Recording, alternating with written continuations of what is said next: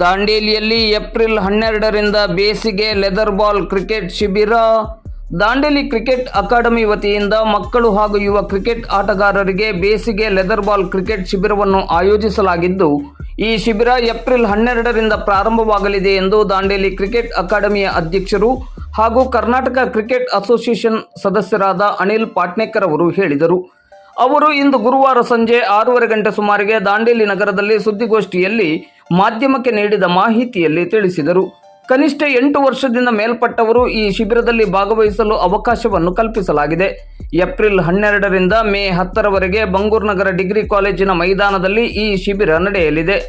ಈ ಶಿಬಿರದಲ್ಲಿ ಭಾಗವಹಿಸುವ ಆಸಕ್ತರು ಮಾರ್ಚ್ 27ರಂದು ದಾಂಡೇಲಿಯ ಕಾಮತ್ ಯಾತ್ರಿ ಕಾರ್ಯಾಲಯದಲ್ಲಿ ಅರ್ಜಿಯನ್ನು ಪಡೆದು ಅರ್ಜಿಯನ್ನು ಭರ್ತಿ ಮಾಡಿ ಕೂಡಲೇ ಕಾಮತ್ ಯಾತ್ರಿ ಕಾರ್ಯಾಲಯಕ್ಕೆ ಸಲ್ಲಿಸಬೇಕು. ಅರ್ಜಿ ಶುಲ್ಕ 200 ರೂಪಾಯಿ ಇರುತ್ತದೆ. ಈ ಶಿಬಿರದಲ್ಲಿ ಭಾಗವಹಿಸುವ ಶಿಬಿರಾರ್ಥಿಗಳು ಕೋಚಿಂಗ್ ಶುಲ್ಕ 2500 ರೂಪಾಯಿಯನ್ನು ಪಾವತಿಸಬೇಕು ಮತ್ತು ಸಮವಸ್ತ್ರ ಹಾಗೂ ಸುರಕ್ಷಾ ಪರಿಕರಗಳಿಗೆ ಸಂಬಂಧಿಸಿದಂತೆ ಇನ್ನಿತರ ಅಗತ್ಯ ವಸ್ತುಗಳನ್ನು ಪೂರೈಕೆ ಮಾಡುವ ನಿಟ್ಟಿನಲ್ಲಿ ಅದರ ಶುಲ್ಕ 1500 ರೂಪಾಯಿಯನ್ನು ಪಾವತಿಸಬೇಕು. ದಾಂಡೇಲಿ, ಹಳಿಯಾಳ ಮತ್ತು ಜೋಯಿಡಾ ತಾಲೂಕಿನ ಆಸಕ್ತರಿಗೆ ಹೆಚ್ಚಿನ ಅವಕಾಶವನ್ನು ಕಲ್ಪಿಸಲಾಗಿದೆ. 80 ಅಭ್ಯರ್ಥಿಗಳಿಗೆ ಮಾತ್ರ ಅವಕಾಶವಿದ್ದು, ಮೊದಲು ಬರುವವರಿಗೆ ಮೊದಲ ಆದ್ಯತೆಯನ್ನು ನೀಡಲಾಗುತ್ತದೆ.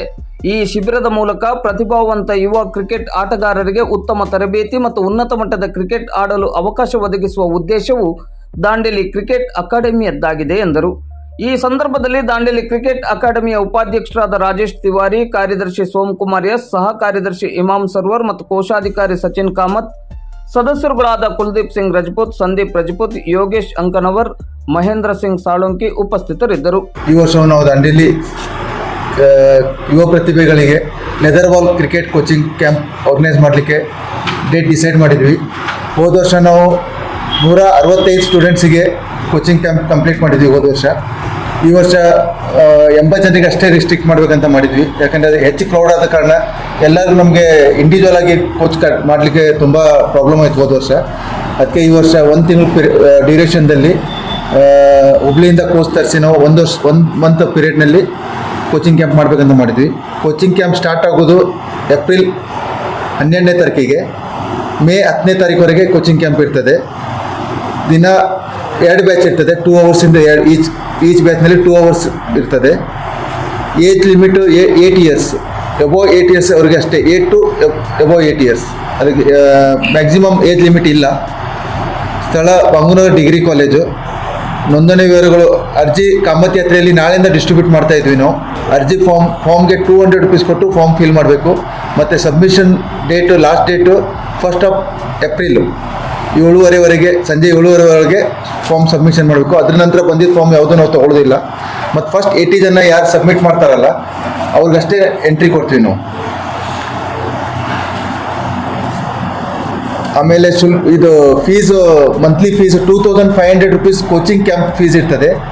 ಯೂನಿಫಾರ್ಮ್ದು 1500 ಇರ್ತದೆ. ಅದು ಯಾರು ಬೇಕಾದ್ರೂ ತೊಗೊಳ್ಬೋದು. ಅಂದರೆ ಕಂಪಲ್ಸರಿ ಇದೆ ಯೂನಿಫಾರ್ಮ್. ಲಾಸ್ಟ್ ಇಯರ್ ಯಾರು ಆಲ್ರೆಡಿ ತೊಗೊಂಡಿದ್ದಾರೆ ಅವ್ರು ತೊಗೊಳ್ಬೇಕಂತ ಇಲ್ಲ. ಮತ್ತು ರಿಪೀಟ್ ಹೊಸ ಯಾರು ಹುಡುಗರು ಬರ್ತಾರೆ ಅವ್ರು ಯೂನಿಫಾರ್ಮ್ ತೊಗೊಳ್ಬೇಕು. 1500 ರೂಪೀಸಲ್ಲಿ ನಾವು 2 T shirt, 1 track pant, 1 cap ಕೊಡ್ತೀವಿ.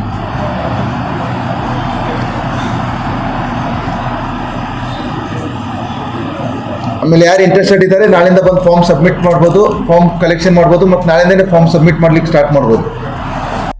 ಹೋದ ವರ್ಷ ಈ ಕ್ಯಾಂಪ್ ಅಲ್ಲಿ ಬಂದ್ರು ಮತ್ತೆ ಬಂದ್ರೆ ಅವ್ರಿಗೆ ಅವಕಾಶ. ಹೌದು, ಎಷ್ಟು ಅಭ್ಯರ್ಥಿಗಳು? 80. ರೆಗ್ಯುಲರ್ ಕ್ಯಾಂಪಿಗೆ ಯಾರು ಬರ್ತಾ ಇದ್ದಾರೆ ಅವರು ಸಹ ಈ ಕ್ಯಾಂಪಿಗೆ ಬರ್ಬೋದು. ರೆಗ್ಯುಲರ್ ಟೈಮಿಂಗ್ ಹೇಳ್ಬೋದು. ನಾವು 2 ಸ್ಲಾಟ್ ಮಾಡೋದ್ರಿಂದ 1 ಸ್ಲಾಟ್ ಅಂತೂ ಫಿಕ್ಸ್ ಇದೆ 4 to 6. ಸೆಕೆಂಡ್ ಸ್ಲಾಟ್ ನಾವು ಮಾರ್ನಿಂಗ್ನು ಮಾಡ್ಬೋದು ಅಥವಾ 2 to 4 ಮಾಡ್ಬೋದು. ಇಟ್ ಡಿಪೆಂಡ್ಸ್ ಅವ್ರದ್ದು ಹೇಗೆ ರಿಕ್ವೈರ್ಮೆಂಟ್ ಇದೆ ಅದ್ರ ಪ್ರಕಾರ. 4 to 6 ಫಿಕ್ಸ್ ಇದೆ.